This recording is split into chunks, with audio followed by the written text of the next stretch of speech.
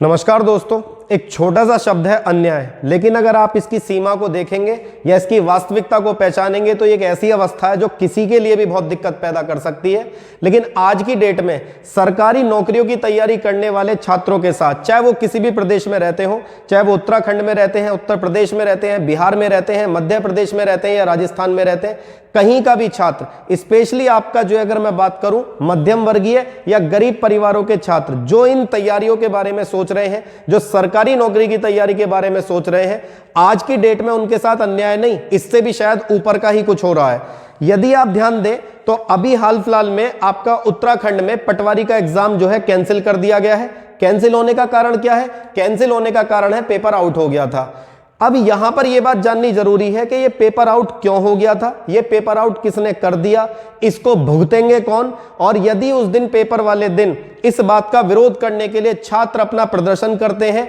या इस तरह की कोई एक्टिविटी करते हैं तो उसमें ना तो लिंग का कोई ध्यान रखा जा रहा है, ना किसी और का ध्यान रखा जा रहा है, बस लोगों पर लाठी बरसाने के अलावा पुलिस के पास कोई काम नहीं है। मैं ये बिल्कुल नहीं कह रहा हूं कि उस भीड़ में कुछ अराजक तत्व नहीं हो सकते हैं, बिल्कुल हो सकते हैं, लेकिन उन चुनिंदा लोगों की वजह से पूरी की पूरी भीड़ को झेलना पड़ता है, यह बात भी ठीक नहीं है। एक सरकारी नौकरी की तैयारी करने के लिए छात्र पूरे साल खुद को झोंकता है, शुरू में अपना फीस देगा, पूरे साल तैयारी करेगा, उसके माँ बाप, उसके रिश्तेदार, सब चाहने वाले सोच रहे हैं कि हमारा बेटा, हमारा बेटी कल को एक सरकारी नौकरी लेकर के आएगा, लेकिन लास्ट टाइम पे इस पूरे साल की मेहनत के बाद उसको लास्ट में सुनने के लिए क्या मिलता है कि पेपर आउट हो गया है। कौन है इन सब का जिम्मेदार? इन छात्रों को क्या सरकारी नौकरी की तैयारी कर देना, छोड़ देना चाहिए, या ये सरकारी नौकरी की जो तैयारियां कर रही हैं ये इनकी गलती है? इसका जवाब देने के लिए किसी को तो आगे आना ही पड़ेगा। यूपी में इस टाइम पर देखेंगे तो यूपी में इस टाइम एक उत्तर प्रदेश पुलिस परीक्षा की भर्ती होने वाली थी, जो कि पिछले 2 साल से लगातार लोग सुन रहे हैं कि अब आ रही है, अब आ रही है, अब आ रही है। लेकिन आपको मजे की बात यह बताऊं कि यूपीपीआरपीबी यानी कि वो बोर्ड जो इस परीक्षा को आपका कंडक्ट कराता है, उसके पास एक कंपनी को छोड़कर कोई दूसरी कंपनी अभी तक टेंडर के लिए नहीं आई है कि हम परीक्षा करा दें।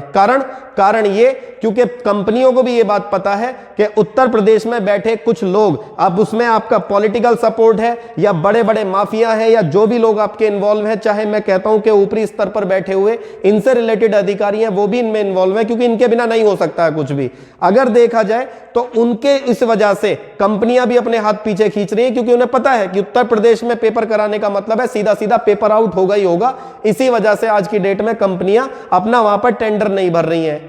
इसको भुगत कौन रहा है? इस सब को भुगत रहा है सरकारी नौकरी की तैयारी करने वाला छात्र। अगर चारों तरफ से देखेंगे तो पिसेगा छात्र। आप सभी लोगों से मैं निवेदन करता हूं, मैं सरकार से भी निवेदन करता हूं, इस मामले में, पेपर आउट कराने के मामले में किसी भी तरह का, किसी भी पद पर बैठा हुआ, किसी भी पॉलिटिकल इन्फ्लुएंस वाला व्यक्ति यदि सामने आता है और उस पर यदि आपको जो है पता चल जाता है कि वो पूर्ण रूप से दोषी है, तो मैं आपसे निवेदन करता हूं कि उसके खिलाफ ऐसी कार्रवाई की जाए जिसके बाद कि कोई भी व्यक्ति इस काम को करने की दोबारा ना सोचे। क्योंकि ये जो छात्र है ना, ये पूरे साल हर तरीके से अपने आप को झोंक देते हैं, खुद की तैयारी को बेहतर बनाने के लिए, खुद को एक नौकरी देने के लिए, खुद को एक ऐसी स्थिति में लाने के लिए जहां पर वो अपने परिवार को सपोर्ट कर सके। लेकिन जब ये इस तरह की न्यूज आती है ना, paper leak, finally paper leak, Uttar Pradesh में पीछे आपका यूपी टेट का पेपर लीक हो गया था, मोबाइल पे चल रहा है आपका 1 घंटे पहले, एग्जाम शुरू होने से पहले पेपर लीक।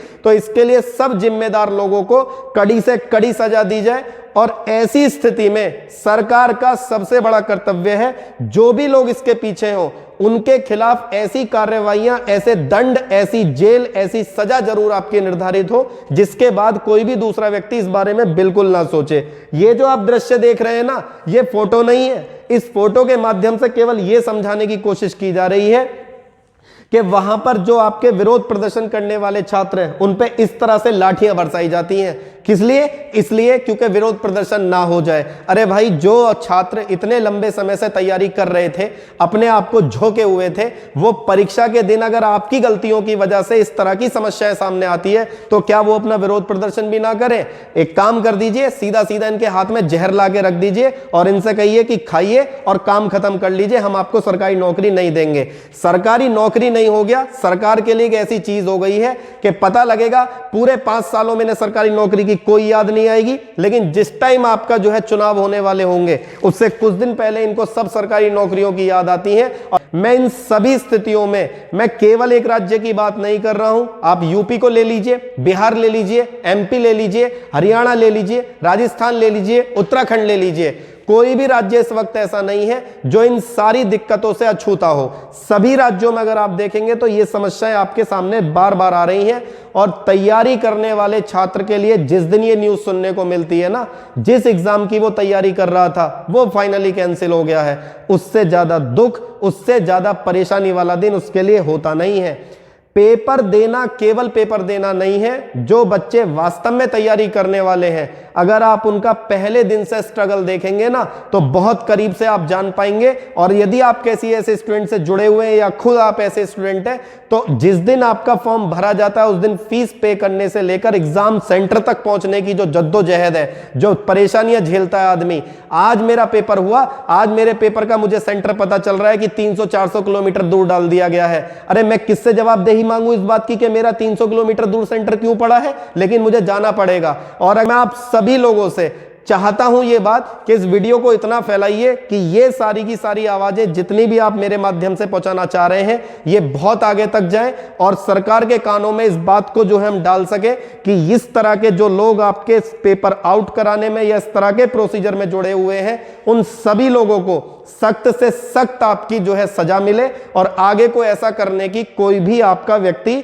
इच्छा ना करे। Thank you so much. जय हिंद, जय भारत।